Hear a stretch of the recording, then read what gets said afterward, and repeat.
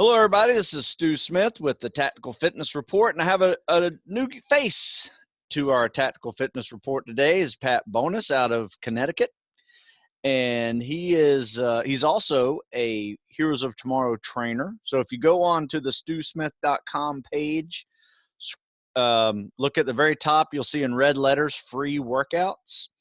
Scroll down and you'll see how to contact them if you're in that area. So how I met Patrick is he came down with a bunch of guys and did a Spec Ops triathlon with us, earned that cool patch there. I think he did the Devil's Mile with us, right? Yeah. Yeah, I still have a few more. We'll do those again. That was a classic Spec Ops try with a Devil's Mile in the middle. But anyway, it's hard to find people who want to, train, future tactical athletes for free. And Patrick is one of our guys that does that. So he doesn't receive any money from me, from the guys, maybe a gift every now and then from somebody or a plaque from me. That's about it.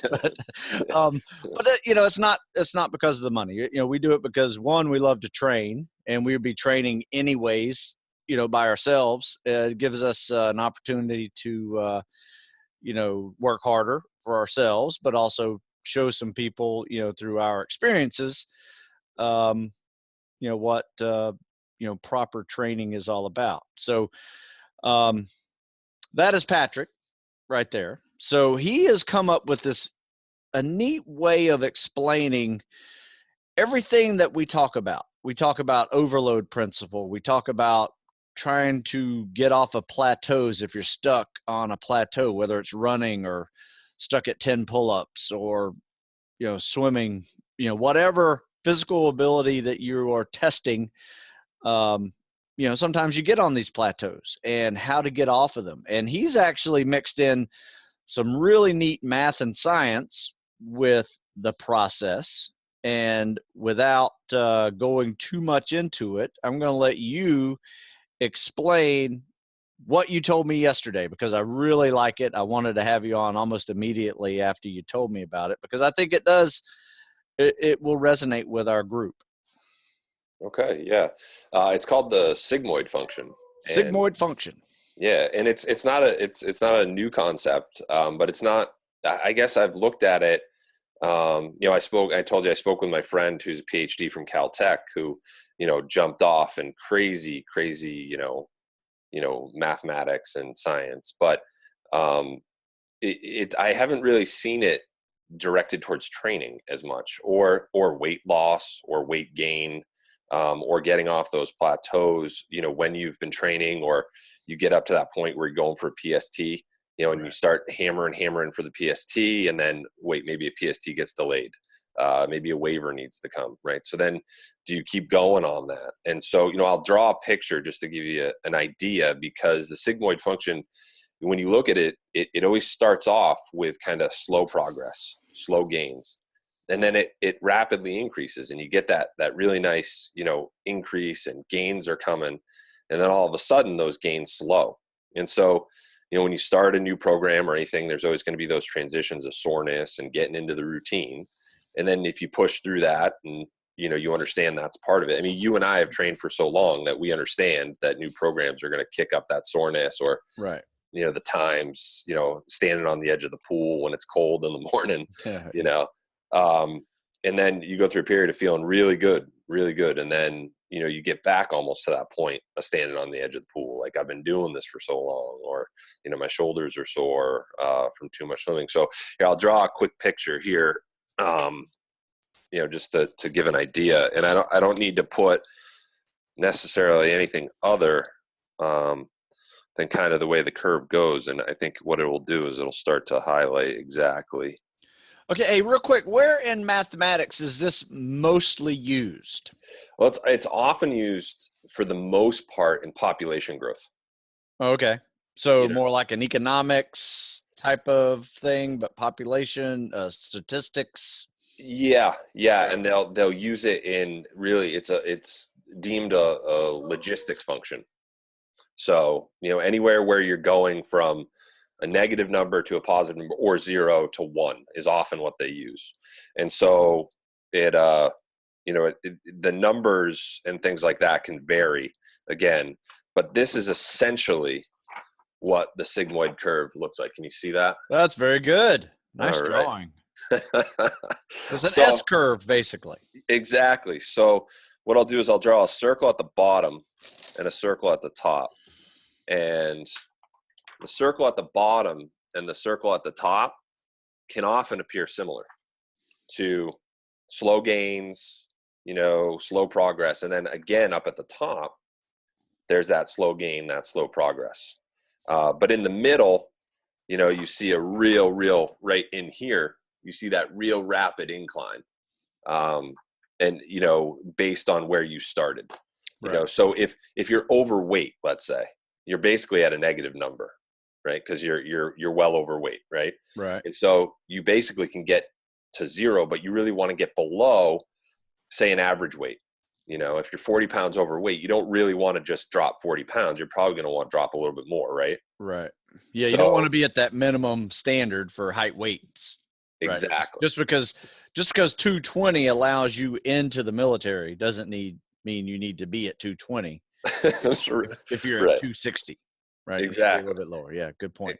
Exactly. And so, I think what you often do, with your guys is like, I talked with one of my trainees who he was I wasn't trying to be a jerk, but I was like, you don't want to go for the minimum standard. No. You don't want 8 pull-ups. Yeah. Like, just because you're getting 8 pull-ups, I'm sorry, that's just not. You want to wow them. You want to make your money where you can make your money. It's your job interview. Exactly. PST is your job interview. 100%. And so, where he got to, let's say, I'll draw another curve here. Where he got to, I'll circle it. I'll try to keep. Actually, I'll put an asterisk on it. Where he got to about here on this asterisk right there. See where that asterisk is? Yeah, it's perfect. Well, he got there, and what you really need to do now is you need to start another curve that is similar. And then that way you jump off it, right? And so now where that asterisk is, you see here where I'm going to circle, it's similar. It's not going great. Maybe you're still staying at 8. Maybe you're getting a little soreness or whatever. But maybe what you did is you threw in a weight vest, right? Yep. Or, one thing that I really like that you did was years ago, you did the variated pull-ups or the, right.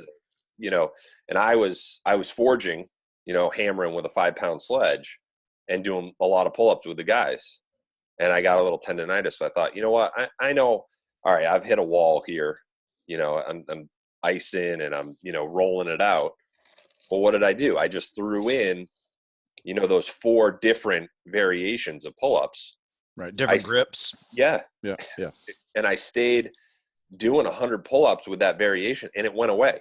So I didn't stop training. Right. Right. And there was a little bit of a rough, patch where it was working out, but then, I got to that point. So, I think when you're doing when you're looking at the sigmoid function, and you're thinking about, say, weight loss or weight gain for that matter, you start at that, like I said, it may be not a negative number, but you're overweight. And people were getting into it, slow going, it's not happening great, and then all of a sudden they start to increase slowly the minutes, that they're on the bike or on the treadmill, and they start to see some weight loss. And right. You always hear people like, oh, I lost 8 pounds and then I stopped.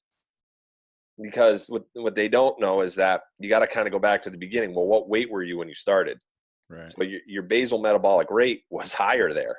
Yeah. Now your basal metabolic rate is lower, right? And I don't want to get into the science Sure. of it and blur it, but that's where you stagnate too, is because now you're increasing, you've gotten through that, you're doing more time on the bike, but you may be taking in the same amount of calories, even that right. base, where you actually have to look at lowering just your base calories, right. not even determinant on your energy level. Hey, let's real quick take a look at that curve again. And let's kind of determine the x-axis, right? X-axis is obviously time. Yeah. Right. So we're looking at time. Yeah. And I guess, it's relative.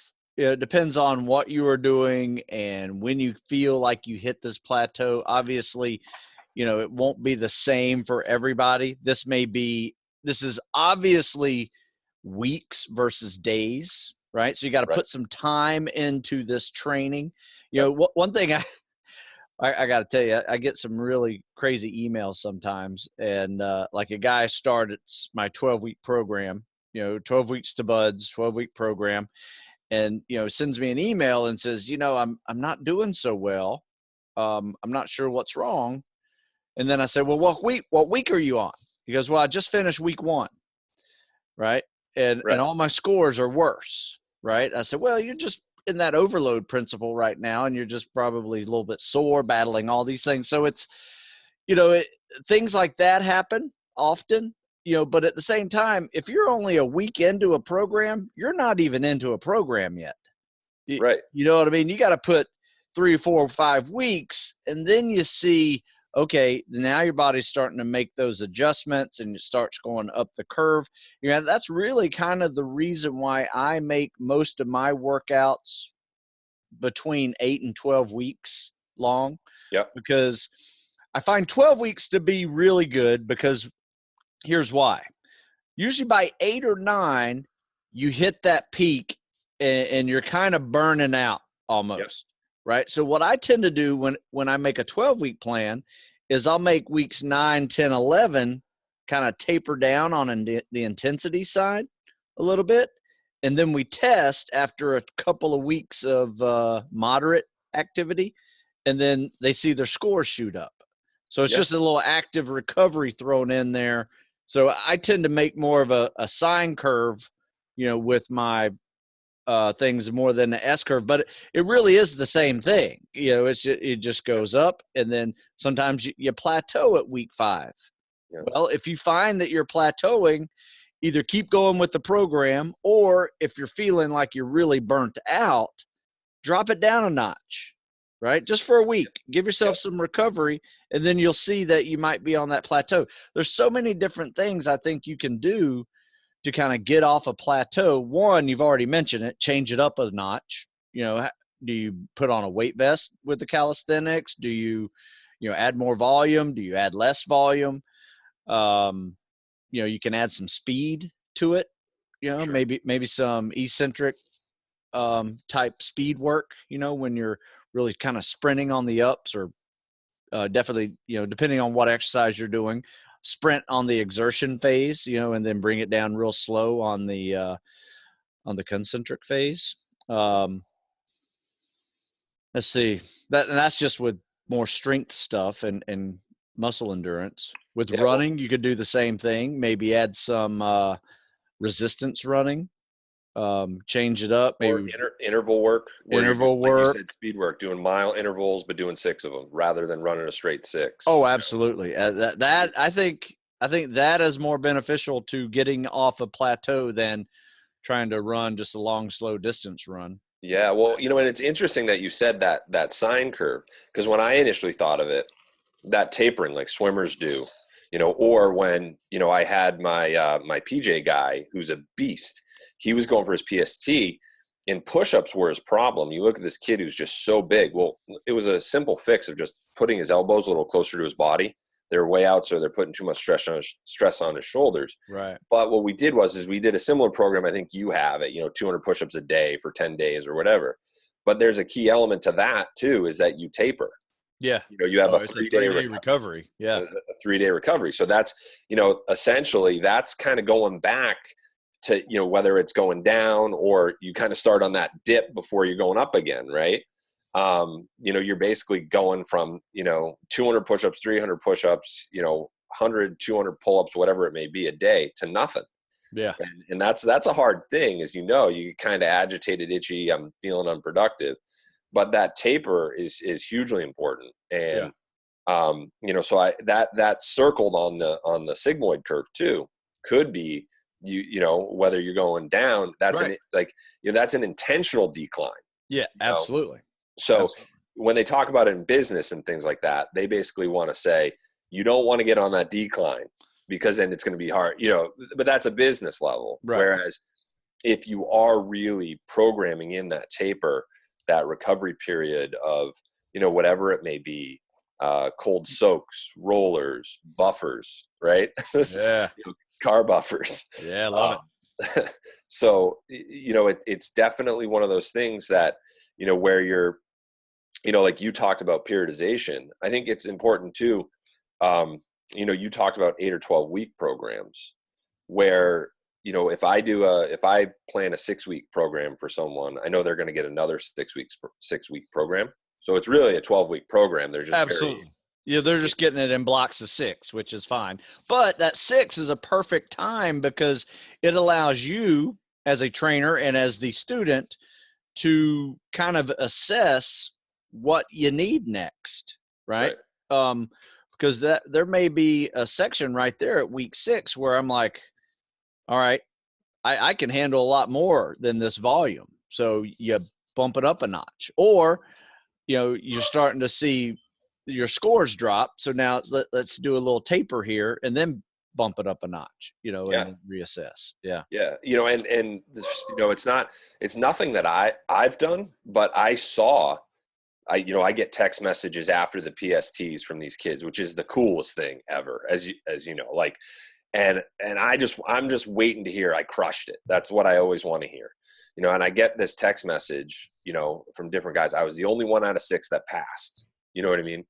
And what the proof is in the pudding of these kids. I almost always constantly tell them to be tapered, before, be ready to, be fully rested, fully engaged. So you're really you're not even plateaued. You're at the top of that curve.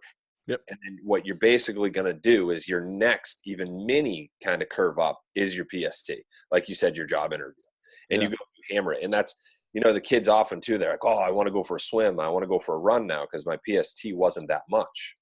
I'm like, no. That's, that's what you did. That was your performance right there. That was your game time. That was your competition. And you have to understand that, you often want to train harder than you play, or longer, not harder, but longer. Oftentimes you want to put more intensity into your training than into your game time situation. Right.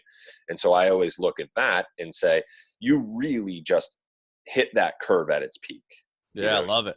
I heard a really cool quote yesterday, and it was, train like you've never succeeded and perform like you've never lost.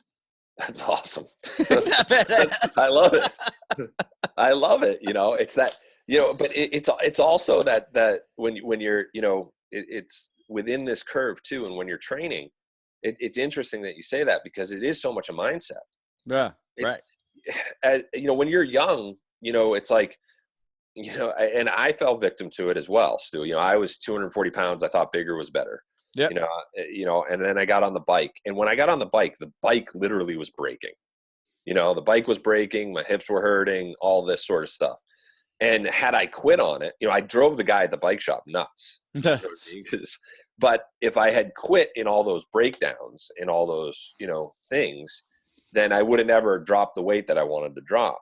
And so I think as you get older, that's the mental component, and the quotes and the readings and all that stuff are so much a part of, okay, the biggest thing too is in business, in anything, is when do you get off of that plateau?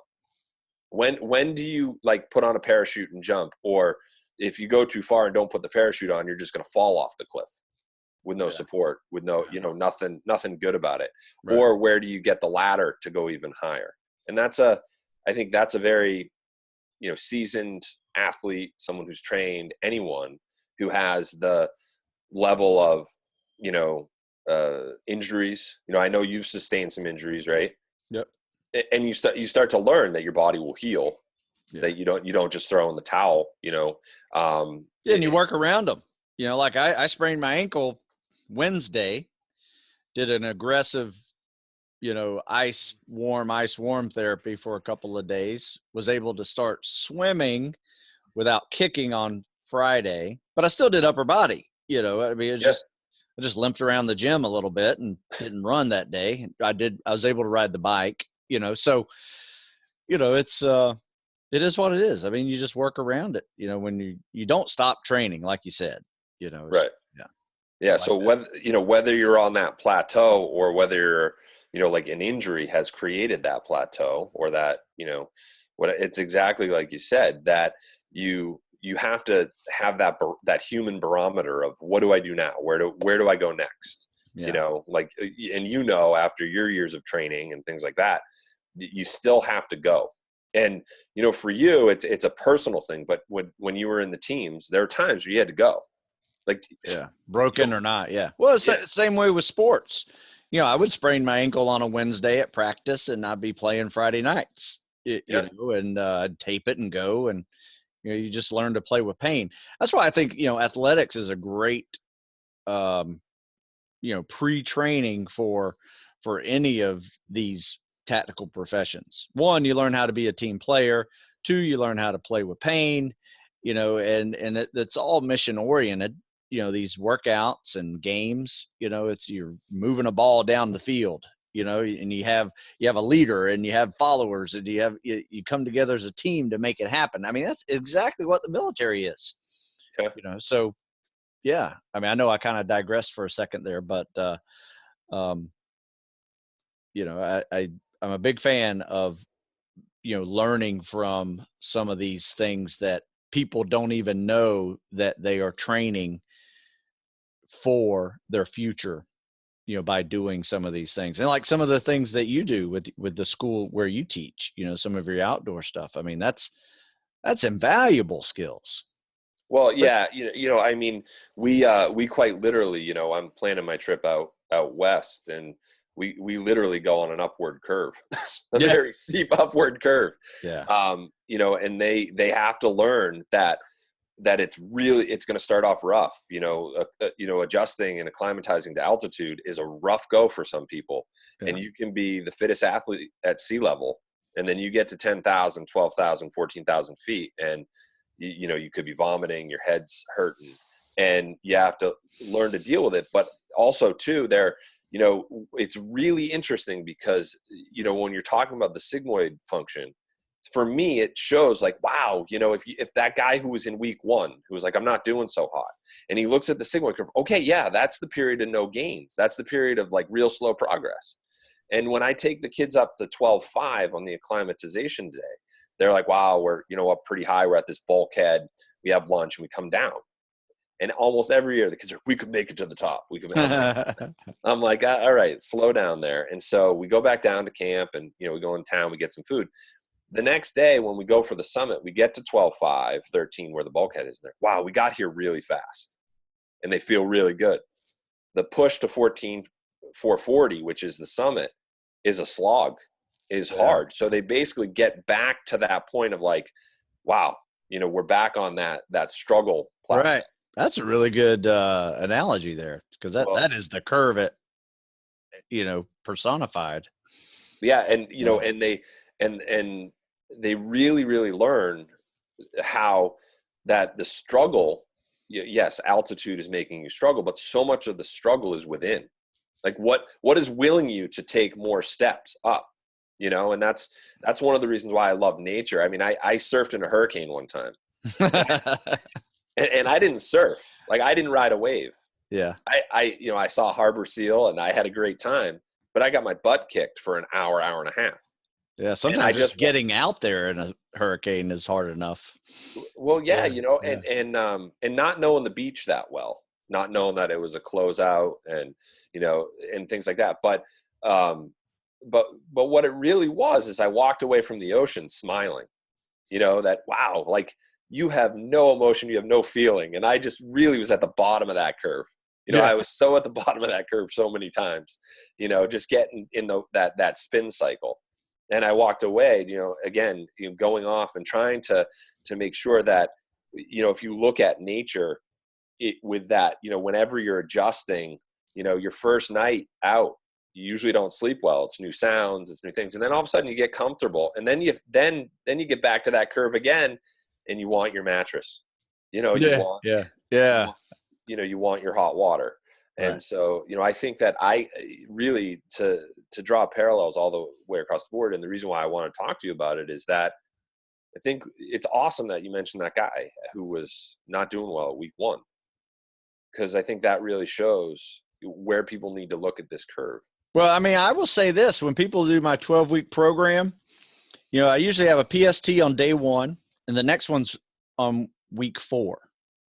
Right? Typically, guys do okay. Not much growth in that period of time, but then they have it really peaks. I think I have another one on week 7, right?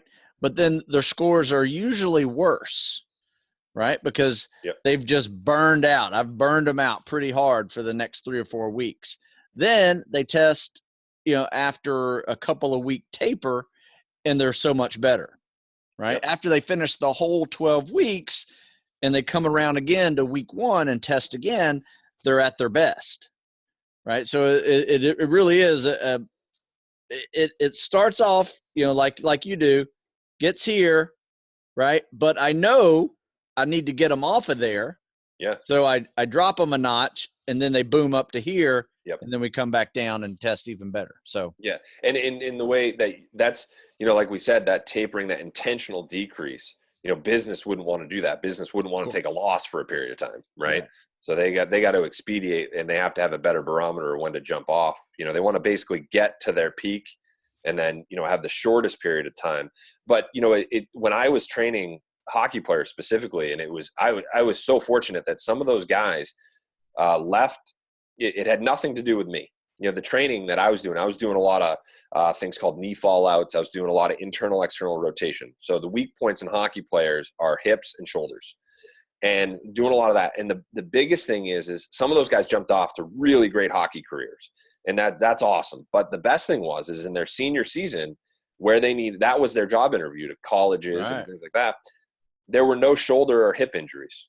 I had no groin, no shoulder injuries in those hockey players. And that was something that I was very, very happy to see in these kids. Is that the knee fallouts and internal, external rotations are that real slow going, like, you're not getting jacked from it. You're not seeing noticeable gains. Right. You're not going to the beach and flexing your rotator cuff muscles, right? And, like, so, young men tend not to want to stick to those. But the gains are really in the season where they're not injured. Right. And then when they leave that season again, they have to get back to that, and again, they should really take a period of 2 weeks off after a hard season and things like that, to let joints recover. But, the interesting thing is that I saw in those programs, I never knew what they did over summer. I never knew, were they just doing, curls and, some squats and, maybe some shrugs. Or nothing. Sure. And so the first week was always just get used to the movements with no expectation at all. And then week 2, after you're, working out the soreness, now let's start to ramp it up. And, really ramp it up, just like the curve. Ramp it up, ramp it up, ramp it up. And then when we get right about here and the weights are kind of easy and we've kind of stagnated or become complacent, guess what? We got new movements that are working the same muscles, but they're dynamic and they're different. Yeah, I love it. I've written a couple of articles about pushing yourself off the plateau. And that's exactly what we do. You just change something up. I remember I had a guy, one of the first persons I ever trained other than military students. It was this priest. He was 52 years old, and wanted to join the Navy as a chaplain. And he was 280 pounds, right? And had to get down to 200, right? And so every time we hit one of those little plateaus, if we went a week and didn't lose a pound, we just changed it up, add something else. It might have been, instead of, we kept everything the same, but we added something, right? So it just bumped it up a notch, because his was a little bit different. We just had to increase his metabolic rate a little bit, because he was getting used to it. And then we were monitoring food and everything, and sure enough, boom, we'd add swimming to the workout routine, or we'd add elliptical or biking or rowing or something like that, along with the walking routine that we were doing. We'd add more calisthenics and higher rep, whatever. And it was just a great transition, the entire way. And in course of, about 10 months, he lost 80 pounds. It was a perfect curve, Yeah. and it was, he was right on that phase of like 8 pounds. Like his first couple of months went real well because he had so much weight to lose. So with a weight loss thing, that curve is a little bit different because you just have so much to lose right at first. It's a shorter flat line at the beginning, but it can be a much longer plateau, if you don't make that change. Yeah, and that's at the beginning that's exactly what I was talking about. And basal metabolic rate is and that I can try to simplify it, and that's what you need to take in just to breathe and have your heart beat and your brain function with no activity. Just typically, you and I are going to burn probably 1,800 calories a day just living. Exactly. And that's it. That's if we sit in our chair or at our desk all day. Right. And that's where people, when they're, and I mean, there's no judgment here, but you're drinking a bunch of culottes and you walk out to a car that started in the garage, you ride to a parking garage, get on an elevator and sit in a cubicle for 8 hours. And you're eating, ham and egg sandwiches. You're eating these hugely, hugely caloric meals, but you're not putting out anything. Right. And then what happens is if you're at 280 pounds, that person compared to us is going to need probably close to 3,000 calories just to, get all the blood out to the extremities. Right. Right. And so once you've lost, that 8, 10, even maybe 20 pounds, when they have that much to lose, they have to look at, well, I don't need that 3,000 calories anymore. And I think sometimes that plateau happens because, you see cyclists as well. I've seen so many cyclists when they retire gain massive amounts of weight because they're still eating like they were working out. They're still eating the 10,000 calories a day, like they're, climbing up Alpe d'Huez, doing hill repeats. Yeah. And so that's the similar kind of effect on, weight gain where they're football players too. Football players are horrible at that. Like retired football players, they will either do one or two things. They will stop eating because they had to be so big that they had to eat to lose weight. I've seen linemen lose 80 pounds in a year just by not eating like a football player anymore. Yeah. Or let's say they were a different position. They were like 220, but they're still eating like they were playing football. And now they're going to be 250, 260, within a year, Well, I remember two examples perfect were Tony Saragusa. Yep.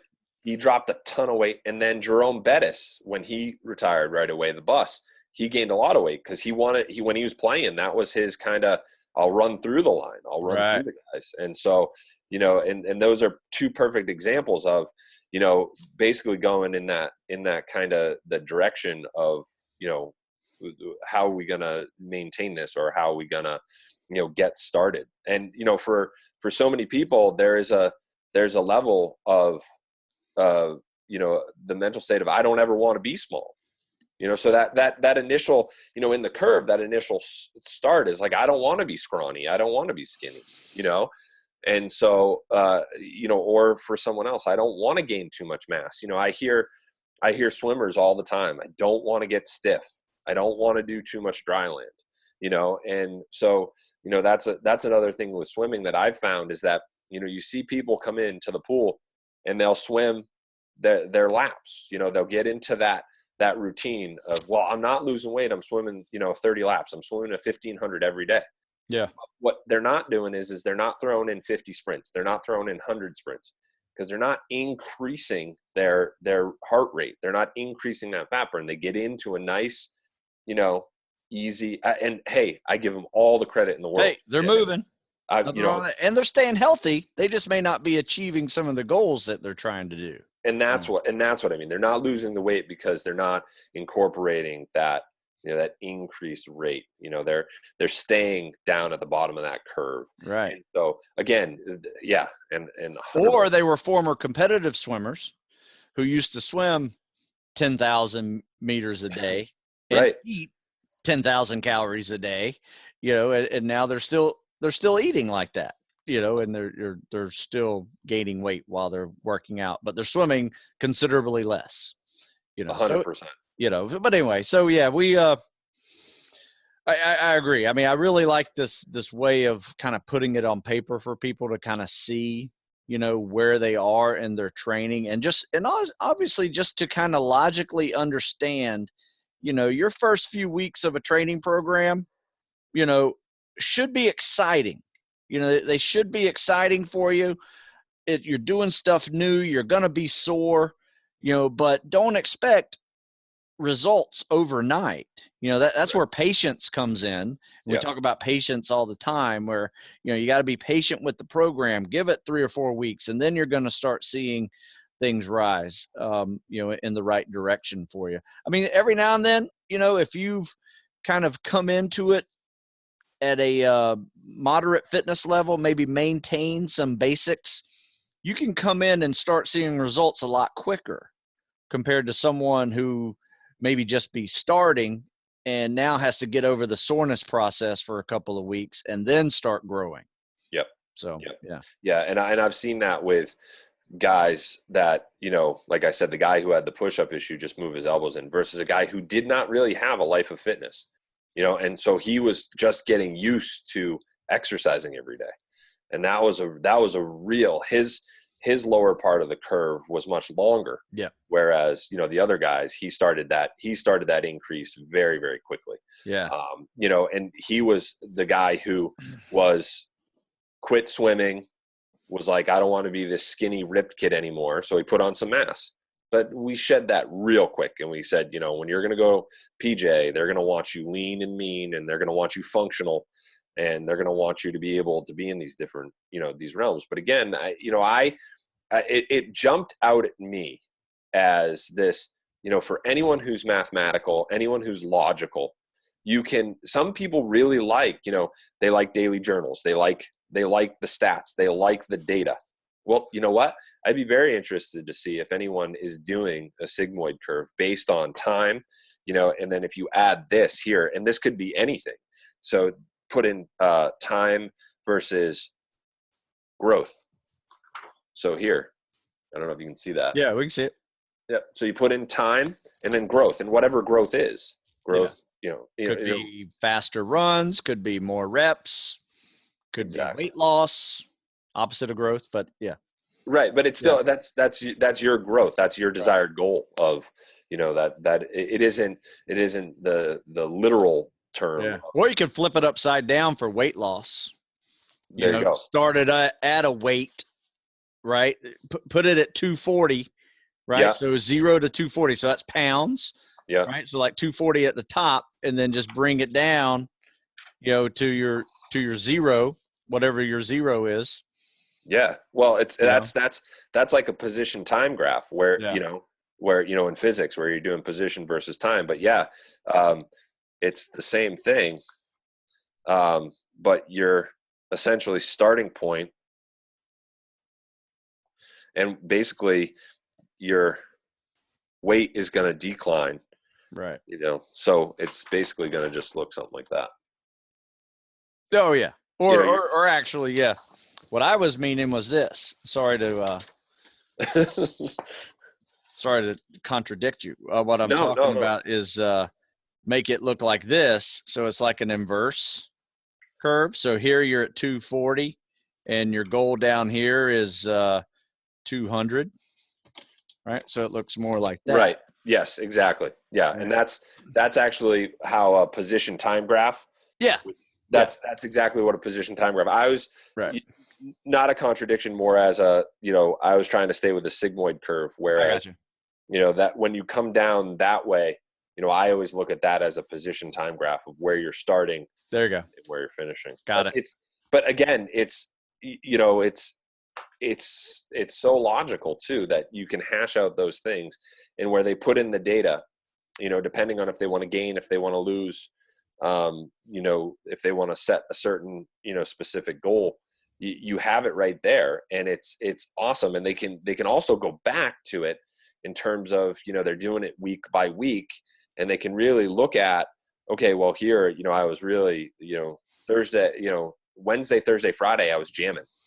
I was really jamming on it. And so they can really do that week by week. But, again, I think that you can make a lot of parallels You know, like we're obviously talking about fitness and, you know, making gains going in that direction, but you know, I don't see why you couldn't use it for any other thing in your life if you Oh, chose. absolutely. Absolutely. You've already made some, comparisons with just your comfort zone in the, in the woods when you're camping at, at elevation. That Yeah. was a good one. You can do the same thing for your comfort zone in the water, cold water.